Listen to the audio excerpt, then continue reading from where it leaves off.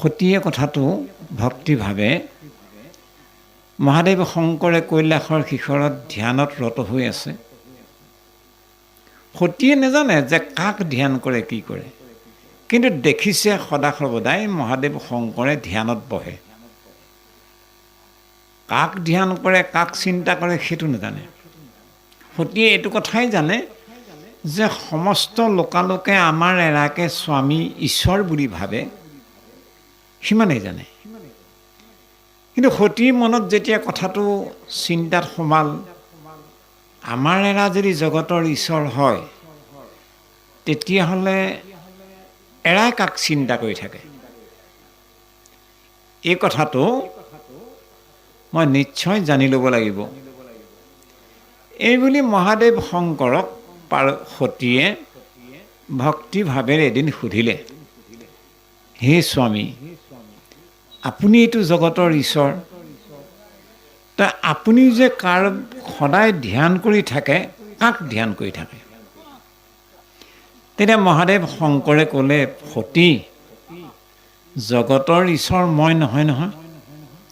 জগতৰ ঈশ্বৰ সেইজন যিজন যাক ৰামচন্দ্ৰ গোসাঁই বুলি কোৱা হয়, যিজনে বৰ্তমান অযোধ্যাত ৰাম, লক্ষ্মণ, ভৰত, শত্ৰুঘ্ন 4 অংশে জাত, সেইজনহে জগতৰ ঈশ্বৰ। মোৰ ৰামচন্দ্ৰ গোসাঁই মোৰ আৰাধ্য ইষ্টদেৱ, মোৰ পিতা। সদা সৰ্বদাই মহাদেৱ শংকৰে ৰামচন্দ্ৰক পিতৃ হিচাপে সেৱা কৰে, ঈশ্বৰ বুলি সেৱা কৰে। সমান্তৰালভাৱে সদায় ৰামেও আকৌ মহাদেৱ শংকৰক ঈশ্বৰ বুলি সেৱা ধৰে। ইয়াত এটা আদৰ্শ সোমাই আছে। সদা সৰ্বদাই মহাদেৱ শংকৰে ৰামক ঈশ্বৰ জ্ঞান কৰে, সেৱা ধৰে, আৰু সিমান পৰিমাণে ৰামেও মহাদেৱ শংকৰক ঈশ্বৰ জ্ঞান কৰে। ইয়াত এটা ৰহস্য হ'ল কি, দেৱান ভাৱয়তানেন তে দেৱান ভাৱয়ন্তঃ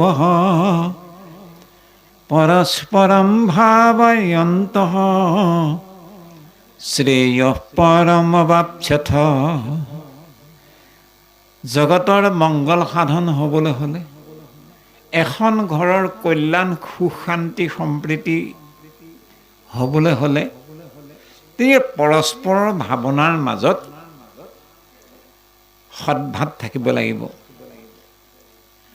যদি জ্যেষ্ঠসকলে অনুজসকলক অনুজ বুলি, আমাৰেই সতি সন্তান বুলি মৰম, স্নেহ, দয়া কৰে, তেতিয়াহ'লে অনুজসকলেও জ্যেষ্ঠসকলক সেৱা, শুশ্ৰূষা, শ্ৰদ্ধা, ভক্তি কৰিব।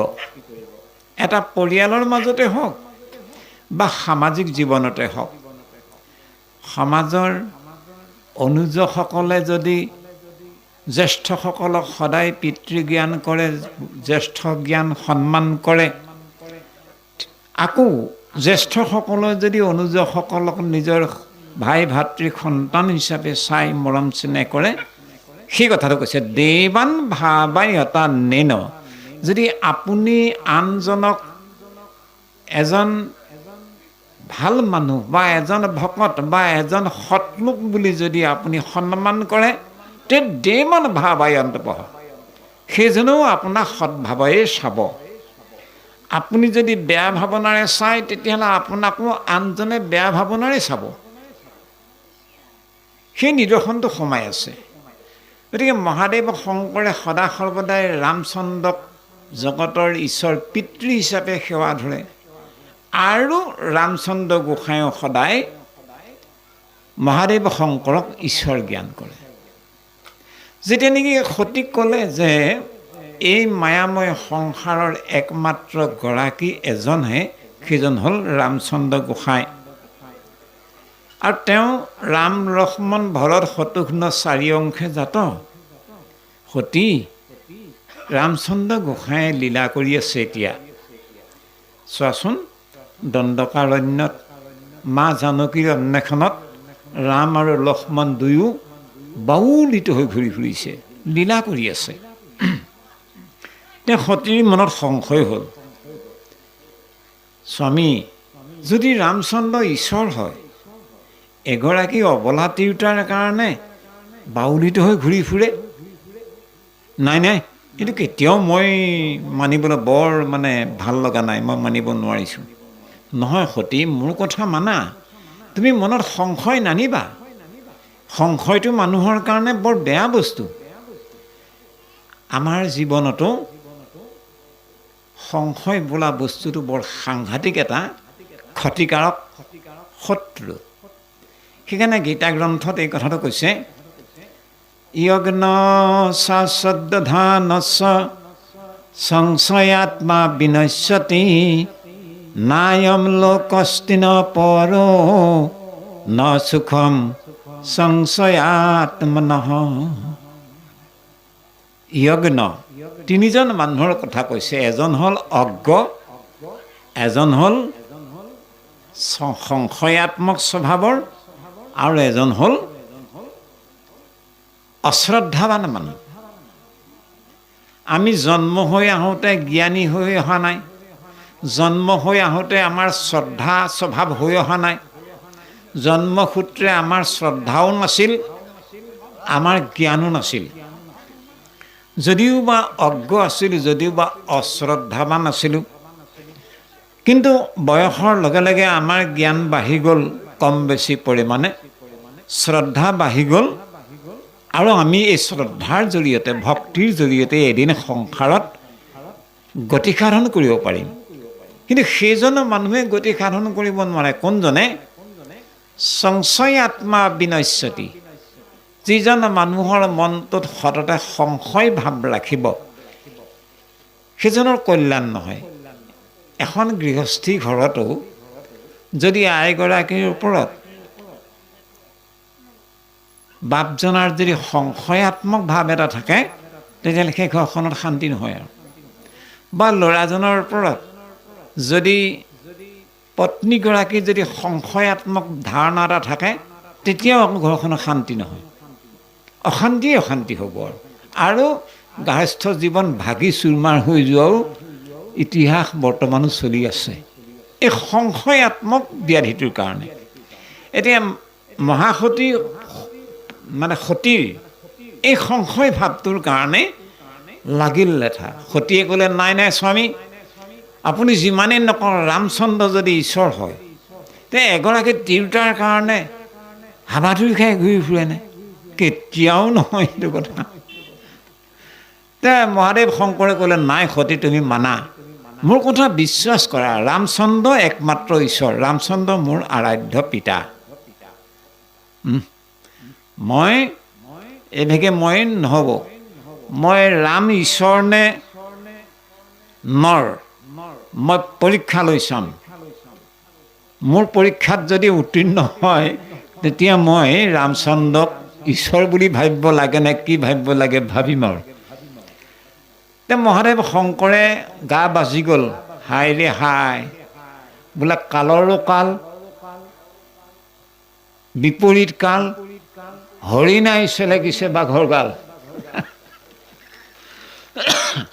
হৰিণা আৰু বাঘ, বাঘে হৰিণা পালেই মাৰে খায়, তেনেস্থলত আজি হৰিণাই বাঘৰ গাল চেলেকিবলৈ গৈছে। আজি সতীৰ অৱস্থা বেয়া হ'ব যে মহাদেৱ শংকৰে গম পাই গ'ল।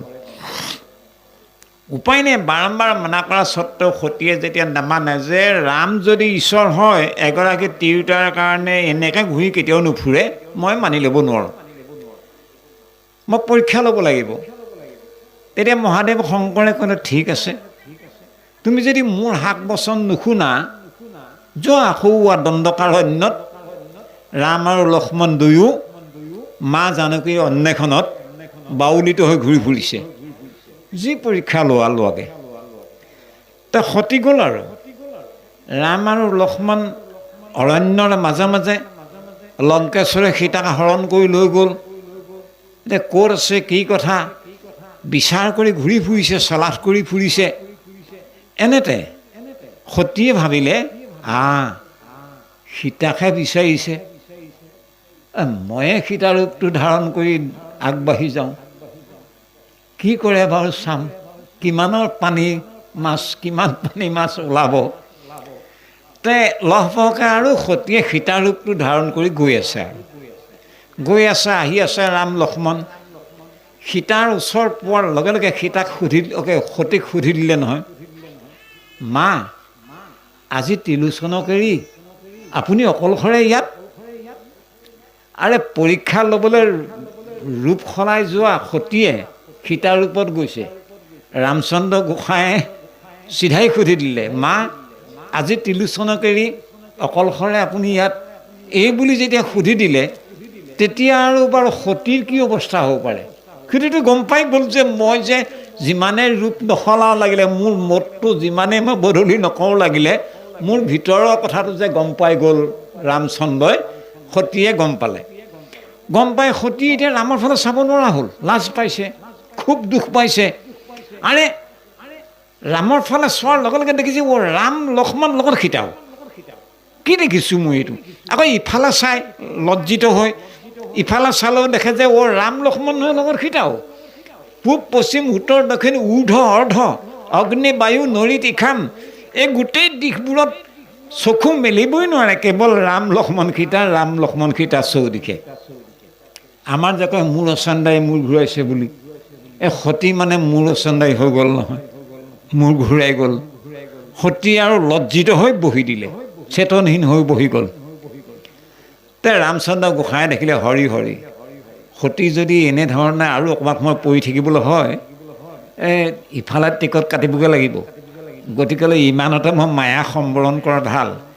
এইবুলি ৰামচন্দ্ৰ গোসাঁয়ে মায়া সম্বৰণ কৰি অদৃশ্য হৈ গ'ল নহয়। সতীয়ে চেতন পালে, চাই দেখিলে ক'লৈ গ'ল? মইতো অকণমান আগলৈকে ৰাম লক্ষ্মণ সীতা দেখি আছিলোঁ, এতিয়াতো ৰামো নাই, লক্ষ্মণো নাই, সীতাও নাই। পূব পশ্চিম উত্তৰ দক্ষিণ চৌদিশে বাউলিত হৈ চাই ফুৰিছে, নাই, ক'তো ৰাম লক্ষ্মণ সীতা নাই। হৰি হৰি, স্বামীয়ে মোক কৈছিল, হাক দিছিল, মই কথা নুশুনিলোঁ। মই সংশয়ত মত্ত হৈ স্বামীৰ কথা নুশুনি মই বৰ ভাৱনাৰে মানে সিংহৰ ওপৰত মই পৰীক্ষা কৰিবলৈ আহিলোঁ। মোৰ জীৱন ধিক। তে মই কি কৰোঁ, কি বুলি মই ক'মগৈ? দুখৰ এপাচি দুখৰ এটা ভাৱনা লৈ সতী কৈলাশৰ শিখৰলৈ আহি আছে। আৰু মহাদেৱ শংকৰে মাত লগালে, ল'লানে পৰীক্ষা? নাই স্বামী, মই কিছু নিলগৰ পৰাই ৰামচন্দ্ৰ ঈশ্বৰ গোসাঁইক মই সেৱা এটা কৰি গুচি আহিলোঁ। মহাদেৱ শংকৰে কৈছে, কি যে আইসকলক কিন্তু বদনাম এটা দিছে আকৌ, কি যে নাৰী জাতি চলাহী। মানে সেইখিনি পৰীক্ষাটো লৈ মোৰ ওচৰত আহি পাই দিলেহি ফাঁকি। নাই স্বামী, মই কোনো পৰীক্ষা ল'বলৈ নহ'লে মই আঁতৰৰ পৰাই সেৱা এটা কৰি গুচি আহিলোঁ।